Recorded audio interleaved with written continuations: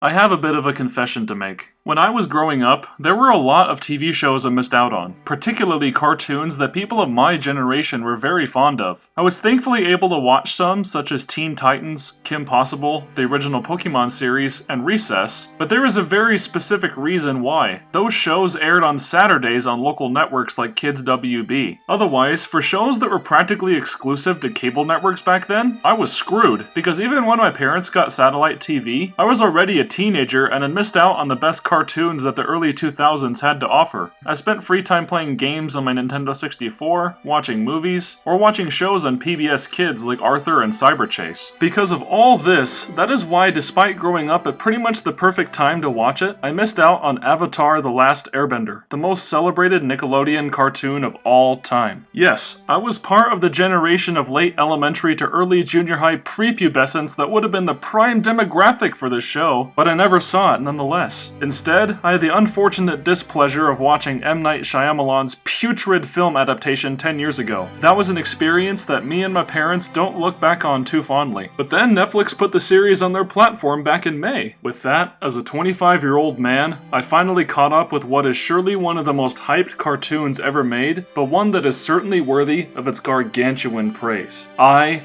love this show! Avatar is a masterful cartoon, a near-perfect rendition of the hero's journey that borrows influences from Eastern culture, takes cues from anime art styles, and combines them with Western methods of storytelling to create something remarkably great for viewers of all ages. But if you're watching this video though, you probably already know that. There are tons of channels on this platform that are dedicated to dissecting this series frame by frame, or just regurgitating a bunch of beloved memes. That's rough, buddy. So what can I, someone who's just barely completed this series in its entirety, really add to the conversation? Well, please bear with me as I try to figure that out myself. Be aware that I am going to be spoiling the heck out of this show though, so if you haven't seen Avatar, well, you can't say I didn't warn you.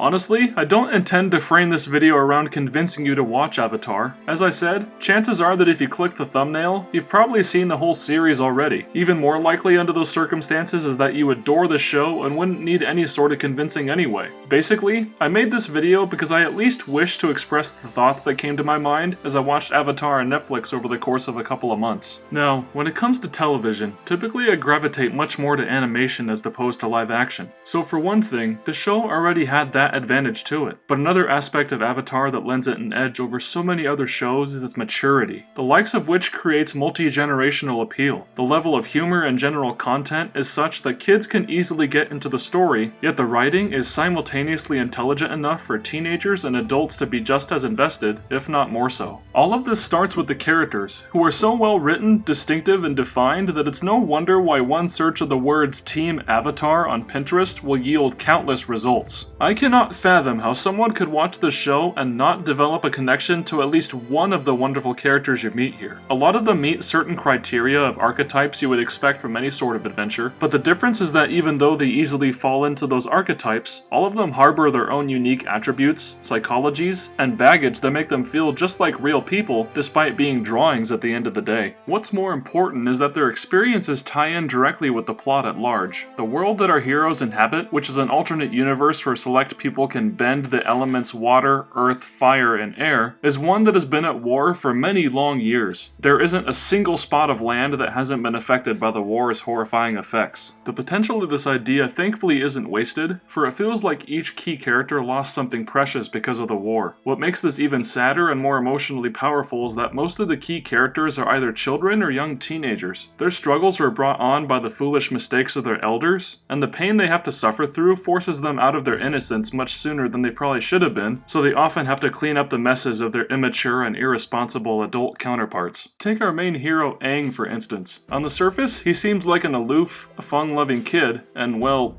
he is. But something much heavier than the fate of the world eats away at his soul pretty much from the very beginning. Prior to the events of the pilot episode, Aang had fled his home with his mighty flying bison Appa, only to freeze the two of them inside a giant sphere of ice as a form of protection. Once they are found by Katara and Sokka though, Aang is shocked and devastated to learn that he was frozen for 100 years. To make matters worse, he later learns that all of his friends and kinsfolk had been maliciously wiped out by the Fire Nation, the antagonistic faction of the series. The show was made for kids, and yet they went the genocide route? And no, this isn't like some one-off instance where the hero has a sad downer moment. This tragic fact of Aang's backstory haunts him throughout the entire series, amplifying his survivor's guilt whenever other people encounter him and say, "Where were you 100 years ago?" Ultimately, he not only has to confront his insecurities as the Avatar, which is this show's variant on the Chosen One trope, but he also has to muddle through personal turmoil that could easily spin his life out of control. And what makes his character arc even more memorable as the hero is that even with knowing that his entire civilization had been killed off, he constantly tries showing others, especially those closest to him, that justice through violence isn't always the answer. This inner struggle he has culminates in the legendary final battle between him and the main villain Fire Lord Ozai, voiced wonderfully by Mark Hamill if I might add, that proves his worth as a terrific protagonist due to the fact that he finds a way to fulfill his destiny while not abandoning his morals, adding up to a resolution that I honestly didn't expect but thought was deeply profound, especially for a kid's show. This ending and how it wraps up Aang's character arc, among so many other things, is a mark of the meticulous, well-conceived storytelling which makes Avatar as great as it is. The writers could have gone the easy route by making the conflicts black and white and having simplistic themes about the nature of good versus evil, but Avatar is anything but simple, for it finds a way to make its ideas plain enough for children to understand, yet its themes are meaningful enough to teach anyone higher ways of thinking about the world. This is particularly the case with how the Fire Nation is characterized throughout the show, especially as it gets into the final season. The pace at which we learn about the Fire Nation goes right along with how the characters progressively gain an understanding of their ways. At first, you know the Fire Nation as the people who, as Katara puts it, everything changed when the Fire Nation attacked.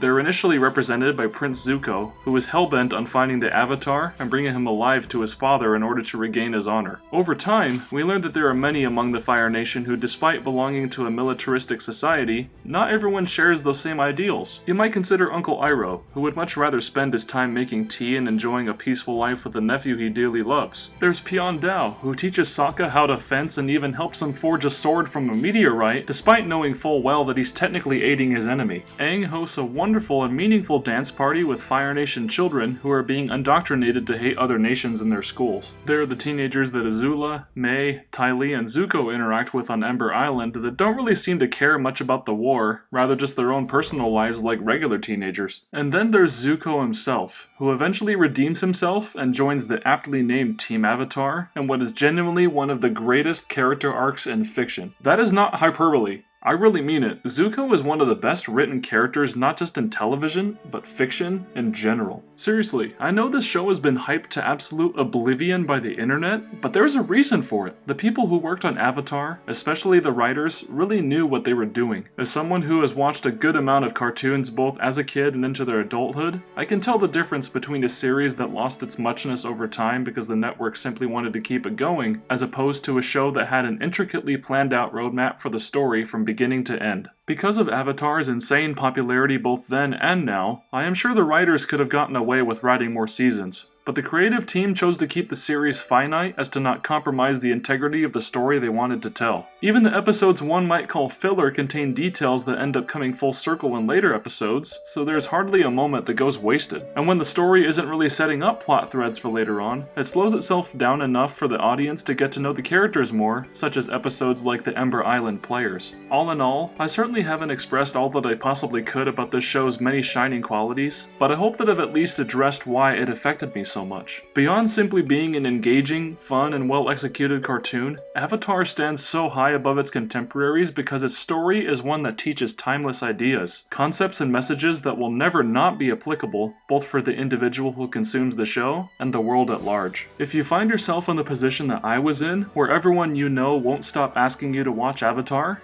then maybe you should do yourself a favor and listen to them. I finally took the plunge, and I ended up discovering what is now one of my all-time favorite shows.